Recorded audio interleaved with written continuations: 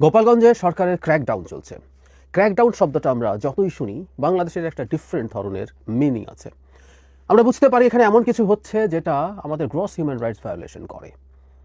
গোপালগঞ্জে এনসিপি যাওয়ার পর যে ঘটনা ঘটেছে তার প্রতিক্রিয়া কিছু হবারই কথা ছিল, কিন্তু আমরা তো এভাবে চাইনি।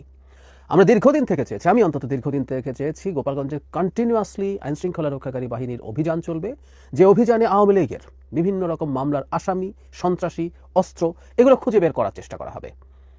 আমরা যৌক্তিকভাবে অনুমান করছিলাম 5 আগস্টের পর থেকে সারা দেশের বিভিন্ন পর্যায়ের আওয়ামী সন্ত্রাসীরা গোপালগঞ্জে আশ্রয় নিয়েছে এবং তারা একটার পর একটা আস্ফালন দেখিয়ে যাচ্ছিলেন। কিন্তু জরুরি কথা হচ্ছে, এটা তো গোপালগঞ্জের বেশিরভাগ মানুষ নন, এটা খুবই ক্ষুদ্র একটা অংশ হবে টোটাল জনসংখ্যার, কিন্তু সেটা করা হয়নি। এখন সরকারের নিজের দল, ডক্টর ইউনূসের নিজের দল, আমি তাকে এভাবেই বলতে পছন্দ করি, এনসিপি, যেহেতু ওখানে গিয়ে মার খাওয়ার পরিস্থিতি হয়েছে, তারা হয়রানির শিকার হয়েছে, সুতরাং এখন ক্র্যাকডাউন হচ্ছে, কারফিউ হচ্ছে, ব্লক রেড হচ্ছে। শুধু তা না, আমরা পত্রিকায় দেখেছি পুরুষরা বাড়িতে থাকতে পারছেন না, পুরুষ শূন্য হয়ে পড়ছেন একটা জেলার প্রায় সবগুলো বাড়ি। এটা একটা ভয়ঙ্কর প্রবণতা, এটা ভয়ঙ্কর ব্যাপার। শুধু তাই না, দেশের মধ্যেও গোপালগঞ্জ বিদ্বেষ ছড়ানোর চেষ্টা হচ্ছে দেশের ভেতর এবং দেশের বাইরে থেকে।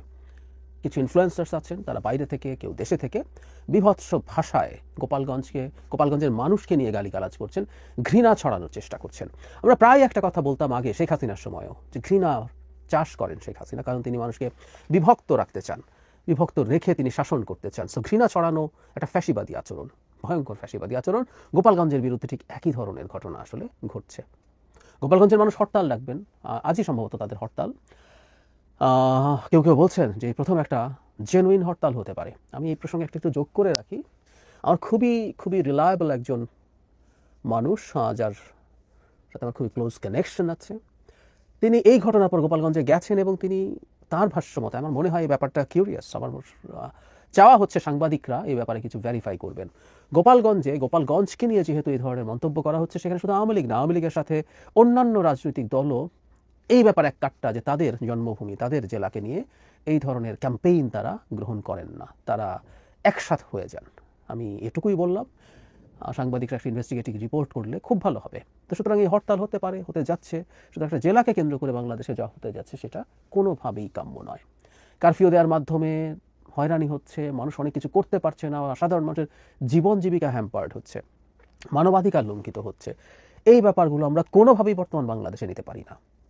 আমাদের একজন স্বরাষ্ট্র উপদেষ্টা আছেন, তীব্র সমালোচনার পর তিনি এখন বলছেন লাশ মাটি থেকে তুলে তিনি ময়নাতদন্ত করবেন। এর মধ্যে একজন সনাতন ধর্মের মানুষ ছিলেন, তার সৎকার হয়েছে, সেটা কি করবেন? একটা কথা মনে রাখা দরকার, এই রকম একটা ঘটনার পর গুলিতে মৃত্যু হওয়া মানুষেরও ময়নাতদন্ত করা হয়নি। এগুলো শেখ হাসিনার সময়কার বিষয়, হাসিনাগিরি। অবাক হয়ে যাই এই পর্যায়ে ডক্টর ইউনূসের সরকার নামতে পারে যে এইরকম মৃত্যুর ময়নাতদন্ত না করা। বলতে পারে করেনি, সে করেনি, অথচ সারা দেশের এত আলোচিত বিষয়। আমি কয়েকদিন আগেরই একটা ভিডিওতে এই সময় বলেছি, প্রথম আলোর একটা রিপোর্টে দেখা গেছে যার মৃতের পরিবার আগ্রহ দেখিয়েছেন, চাপ দেওয়ার চেষ্টা করেছেন ময়নাতদন্ত করতে, সেটাও করা হয়নি। সুতরাং এটা খুবই ডেলিবারেট ছিল, আমরা বুঝতে পারি। অথচ কথা ছিল এই 5 জনের ক্ষেত্রে এই রকম বল প্রয়োগ অনিবার্য ছিল কিনা, বল প্রয়োগ ডিসপ্রপোর্শনেট হয়েছে কিনা, এই মৃত্যু এড়ানো যেত কিনা। এড়ানো যেত, কিন্তু এড়ানো হয়নি। এই ক্ষেত্রে শাস্তিমূলক ব্যবস্থা জরুরি ছিল। এরা আওয়ামী লীগের লোক হোক, আওয়ামী লীগের সন্ত্রাসী হোক, কোনো প্রাণকে আমরা এভাবে যেতে দিতে পারি না। প্রথম থেকে আমি চেয়েছিলাম আইনের চৌহদ্দির মধ্যে থেকে মানবাধিকার নিশ্চিত করে, কথা সবসময় বলতাম, ওখানে অভিযান পরিচালিত ক্রমাগত, নিয়মিত, দিনের পর দিন, সপ্তাহ পর সপ্তাহ, মাসের পর মাস। আজকে 1 বছর পরে এসে এসব করে আদতে মানবাধিকার লঙ্ঘনের অনেকগুলো ঘটনা সরকারের দিক থেকে ঘটানো হচ্ছে। আমরা মনে করি এই জায়গা থেকে সরকারকে সরে আসতে হবে এবং যখন যে কাজ তখন সে কাজটা করতে হবে। আমরা শেখ হাসিনা আবার বাংলাদেশ চাই না। এমনকি শেখ হাসিনার যে জেলা, তার প্রতি আমাদের কোনো বিদ্বেষ নেই, সেই জেলার প্রতি আমাদের আর সব জেলার মতো এই দেশের দায়বদ্ধতা। কিন্তু ওই যে বললাম, বাংলাদেশে এটা কিন্তু আমি এখনো বলি, একটা স্বাধীন আওয়ামী গোপালগঞ্জ থেকে যেতে পারে না। ওখানে একটা রাজনৈতিক দল সমাবেশ করতে যাবেন, তার উপরে হামলা হবে, তাদের দিক থেকে তেমন কোনো কিছু না হওয়ার পরও তারা মানে ওখানে একটা সমাবেশ করতে গেছেন, তাদের টিপিক্যাল সমাবেশের মতো।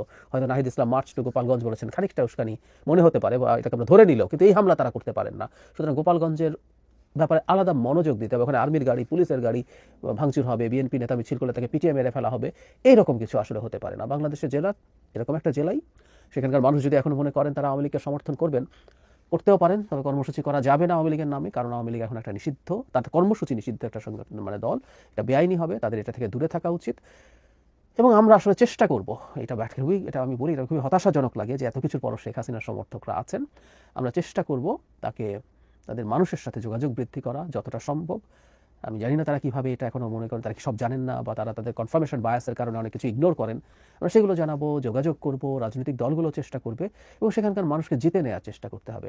এবং সব কিছুর পরও কিছু মানুষের দিকে থেকে যাবে। একটা গণতান্ত্রিক ব্যবস্থায় এটাই হয় এবং এটা নিয়ে চলাটাই গণতন্ত্র।